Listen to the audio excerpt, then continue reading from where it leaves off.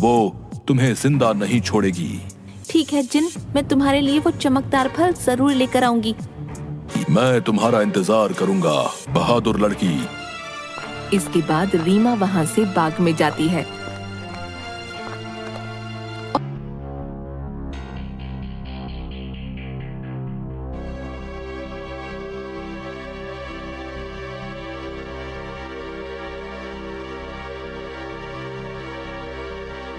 थोड़ी देर बाद गांव वाले बहुत खुश होते। क्या करने गए थे तुम वहाँ? क्या तुम्हें पता नहीं बाग के पास वाली गुफा में जिन रहता है? अगर वो तुम्हें कहीं कुछ कर देता तो आइंदा फिर उस बाग की तरफ मत जाना। तभी वो वहाँ से बात करते हुए खेत से चले जाते हैं। अगले दिन गांव का एक लड़का रांझा, यार इस गुफा में से आवाजें कौन देता होगा? मुझे इसके पीछे जरूर कोई राज नजर आता है। रांझा भैया जो भी हो, लेकिन गलती से भी उस गुफा के अंदर मत जाना।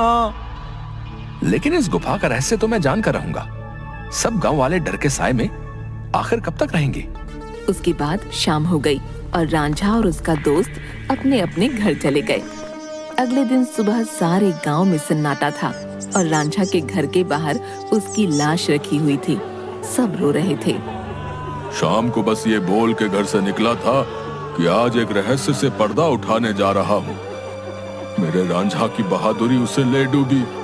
हाय मेरा बच्चा।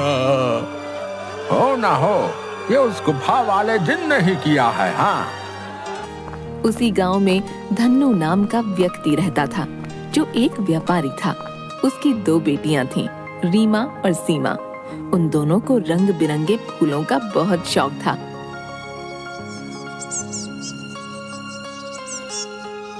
बहुत दिन हो गए हैं, चलो आज हम गांव के बाग में चलते हैं। न जाने क्यों हमें बाबूजी उस बाग में जाने से मना करते हैं। इस पूरे गांव में एक वही जगह है जहाँ कितने सुंदर सुंदर फूल होते हैं। हाँ सीमा, वो बाग सच में बहुत सुंदर है। उस बाग में बहुत सुंदर सुंदर फूल होते हैं, लेकिन बाबूजी हमें जाने नहीं देते। वो कहते हैं गांव के बाग के उस पार एक गुफा है जो बहुत ही भयानक है, हमारा जाना वहाँ सही नहीं होगा। लेकिन गांव की रांझा भाई की मौत के बाद तो गुफा और ज्यादा डरावनी लगने लगी है। अरे रीमा, ये सब झूठी बातें हैं, मुझे नहीं लगता वहाँ ऐसा कुछ है। और वैसे भी गांव वालों ने उस जिन्न को देखा नहीं, बस उसकी आवाज ही सुनी है। अगर सच में वहाँ कोई जिन्न होता तो क्या गांव वालों के सामने नहीं आता? हाँ, बोल तो सही रही हो सीमा, मुझे भी लगता है कि वहाँ कुछ नहीं है। चलो ठीक है, हम दोनों कल ही बाग में जाएंगे और हो सके तो क्या पता रांझा भाई की मौत का राज भी पता चल जाए। हाँ, कुछ नहीं है, वहाँ हम दोनों सुबह चलेंगे, तब तुम खुद ही देख लेना। लेकिन बाबूजी हमें नहीं जाने देंगे सीमा। कल बाबूजी सुबह किसी काम से शहर जाएंगे, उनके जाते ही हम दोनों बाग में जाएंगे। रीमा अपना सिर हिलाती हुई ठीक है। इसके बाद दोनों बहनें अपने कमरे में जाकर सो जाती हैं। अगली सुबह, देखो मेरी प्यारी बेटियों, मैं किसी काम से शहर जा रहा हूँ। तुम दोनों अपना ख्याल रखना और उस बाग में फूल तोड़ने मत जाना। वो जगह अच्छी नहीं है, कोई भी गांव वाला वहां नहीं जाता। पता है ना, रांझा भी वहीं जाने से मारा गया था। हम दोनों बहनें उस बाग में नहीं जाएंगी। इसके बाद धन्नू वहाँ से चला जाता है। उसके जाते ही दोनों बहनें उस बाग की तरफ जाने लगती हैं कि तभी एक गांव का आदमी उन्हें देख लेता है। अरे सीमा और रीमा बिटिया, तुम इस बाग की तरफ कहाँ जा रही हो? क्या तुम्हें नहीं पता कि बाग की उस तरफ एक गुफा है जो बहुत ही डरावनी है? वहां से अक्सर किसी जिन की आवाज आती है। अरे काका, हम दोनों बस बाग में ही जा रहे हैं, वहाँ से कुछ फूल लेकर बस अभी आ जाएंगे। आप चिंता मत कीजिए, हम बाग के उस तरफ वाली गुफा में नहीं जाएंगे। चलो ठीक है बिटिया, लेकिन तुम दोनों शाम होने से पहले आ जाना। अच्छा, अब मैं चलता हूँ। इसके बाद वो आदमी वहाँ से चला जाता है। थोड़ी दूर चलने पर सीमा और रीमा देखती हैं कि 2 चोर आपस में बातें कर रहे होते हैं। अरे भाई, हम ये सही कर रहे हैं क्या? गांव वाले तो कहते हैं उस गुफा में एक जिन रहता है जो लोगों को आवाजें देता है। मुझे नहीं लगता है ऐसा कुछ है। वो गुफा गांव के सरपंच की है। मुझे तो लगता है उसमें बहुत सारा खजाना होगा। सब गांव वालों को डराने का बहाना है। बस चलो, चलकर आज देख ही डालते हैं। इसके बाद वो दोनों गुफा की ओर जाने लगते हैं। उन्हें गुफा की ओर जाता देख रीमा और सीमा भी उनके पीछे जाने लगती हैं कि तभी वो देखती हैं कि वो दोनों चोर गुफा के अंदर जाने ही वाले होते हैं कि वहाँ एक औरत आती है जो देखने में काफी भयानक होती है और उसके हाथ में एक टोकरी होती है जिसमें बहुत सारे रंग बिरंगे फल होते हैं। तभी वो औरत उन दो चोरों से कहती है, कहाँ जा रहे हो तुम दोनों? क्या तुम्हें पता नहीं इस गुफा में एक जिन्न रहता है? वो तुम्हें मार डालेगा। चले जाओ यहाँ से, चले जाओ। क्या कहा? जिन? अरे बाबा।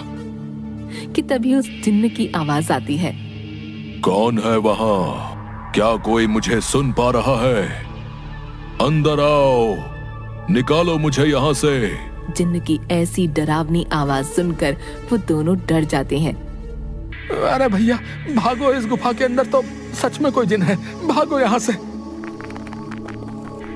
और वो दोनों वहाँ से भाग जाते हैं। मैंने तो पहले ही कहा था, यहाँ दोबारा मत आना, वो तुम्हें जिंदा नहीं छोड़ेगा। ये सब रीमा और सीमा देख रही थीं कि तभी वहाँ रीमा और सीमा के सामने वो औरत आ जाती है जो देखने में काफी भयानक होती है, जिसके हाथ में बहुत सारे रंग बिरंगे फल होते हैं। कहाँ जा रही हो तुम दोनों? सीमा और रीमा डरते हुए, हम तो बस ऐसे ही बाग घूमने आए थे काकी, लेकिन आप यहाँ क्या कर रही हैं? मैं तो यहीं रहती हूँ, यही बाग मेरा घर है। तुम दोनों यहाँ से जल्दी चली जाओ, वरना वो जिन्न तुम्हें छोड़ेगा नहीं। जाओ यहाँ से।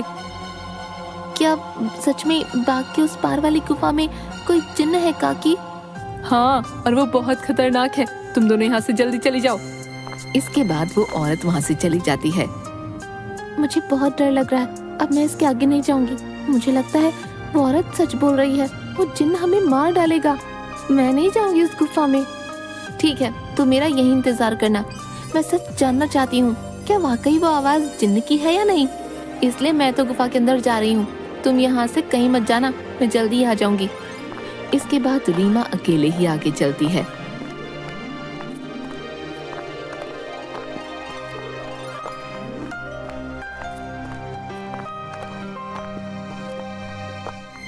रीमा चलते चलते उस गुफा के पास पहुंच जाती है। तभी एक आवाज उसे सुनाई देती है जो काफी भारी होती है। ऐसा लगता है जैसे किसी रोते हुए इंसान की आवाज हो। वो कोई है यहाँ? मुझे यहाँ से बाहर निकालो। मैं इस गुफा में बरसों से कैद हूँ, निकालो मुझे यहाँ से। रीमा बड़ी हैरानी से वहीं खड़ी हो जाती है। कौन हो तुम और क्यों मुझे आवाज लगा रहे हो? क्या तुम वही जिन्न हो जिसके बारे में गांव वाले बात करते हैं?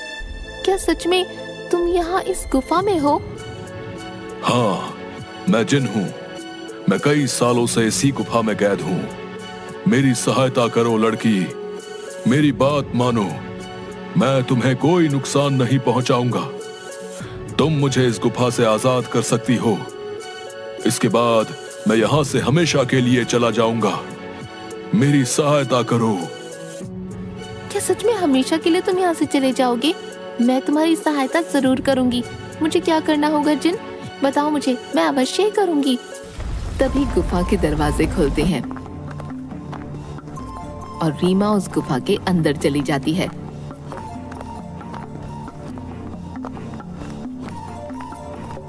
जैसे ही वो अंदर जाती है, एक बहुत बड़ी अजीब से जानवर की परछाई उसे नजर आती है जो देखने में बहुत ही डरावनी होती है।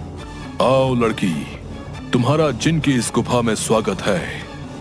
मैं कई सालों से गुफा के बाहर आते जाते लोगों को आवाजें लगाता हूँ। सब गांव वाले डर कर भाग जाते हैं। कोई भी गांव वाला इस गुफा में आने की हिम्मत नहीं कर पाता। लेकिन तुम बहुत ही बहादुर लड़की हो जो इस गुफा में अकेली चली आई हो। क्या तुम जिन्न हो? लेकिन तुम मुझे दिखाई क्यों नहीं दे रहे हो? क्या तुम किसी को दिखाई नहीं दे सकते हो? नहीं, मैं जिन नहीं हूँ लड़की।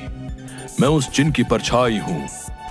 वो जिन तो इस गुफा के कैद खाने में बरसों से कैद है। वो बाहर नहीं आ सकता है। मैं उसकी परछाई हूँ। परछाई? तुम मुझे ये बताओ कि वो जिन इस गुफा में कैद क्यों है?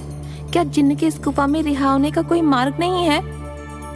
मार्ग है लड़की, और तुम उस मार्ग तक पहुंच सकती हो, लेकिन इसके लिए तुम्हें इस गुफा के तहखाने में जिन के पास जाना होगा। वही जिन तुम्हें उसकी मुक्ति का राज बताएगा। जिसके बाद रीमा हाथ में जलती हुई एक आग की मशाल लेकर उस गुफा की ओर जाती है। जैसे ही रीमा तहखाने के अंदर जाती है तो उसे एक आग जलती हुई दिखाई देती है। वो जैसे ही उस आग के पास जाती है, हे जिन, मैं यहाँ तुम्हारी मदद करने आई हूँ, क्या तुम मुझे सुन सकते हो? उसे उस जिन्न की आवाज आती है। आओ बहादुर लड़की, मैं तुम्हारा ही इंतजार कर रहा हूँ। मैं जानता हूँ कि तुम ही मुझे इस गुफा से मुक्ति दिला सकती हो। तुम्हारा इस गुफा में स्वागत है लड़की। तुम बहुत ही बहादुर हो जो इस गुफा में आई हो। मेरा नाम जिनाद है। मैं यहाँ कई सालों से बंद हूँ। मेरे सामने आओ जिन्नात, मैं तुम्हें देखना चाहती हूँ। कि तभी अचानक से जिन्नात उसके सामने आता है, जो बहुत ही डरावना होता है। एक बहुत ही भयानक सा दिखने वाला, जिसके सिर पर एक लंबी चोटी होती है जो काफी बड़ा होता है। रीमा के सामने वो आता है। उसे देखकर रीमा थोड़ा डर जाती है। देखो, तुम डरो मत लड़की, मैं तुम्हें कुछ नहीं करूंगा। मैं जानता हूं कि तुम मेरी मदद करने आई हो, लेकिन मेरी मदद करना इतना भी आसान नहीं है। तुम एक बार और सोच सकती हो। क्या तुम वाकई मेरी मदद करना चाहती हो? लेकिन मैं तुम्हारी मदद कैसे कर सकती हूँ, और तुम यहाँ कैद कैसे हुए? बताता हूँ। बहुत साल पहले इस गुफा में एक औरत रहती थी। वो बहुत गरीब थी। वो गुफा के बाहर वाले बाग से फल तोड़ा करती थी और उन्हें ही खाया करती थी। एक दिन उसने बाग के सारे फल तोड़ लिए और यहां इस गुफा में लेकर आ गई। उन्हीं फलों के बीच एक रहस्यमयी फल भी था, जो बहुत ही चमकदार था और जिस पर मेरी नजर थी। वो फल मेरी उम्र 100 साल और बढ़ा सकता था, लेकिन मैं उस फल को तब तक नहीं छू सकता था जब तक कोई इंसान उस फल को उसके पेड़ से तोड़ ना ले। एक दिन वो औरत चमकदार फल को उसके पेड़ से तोड़कर इस गुफा में ले आई। जब मैंने देखा तो मैं उसके पीछे इसी गुफा में आ गया और मैंने उससे कहा कि हे औरत, तुम जो बाग से सबसे सुंदर और चमकदार फल तोड़कर लाई हो, वो मुझे दे दो। इसके बदले में तुम जो भी 2 इच्छाएं मांगो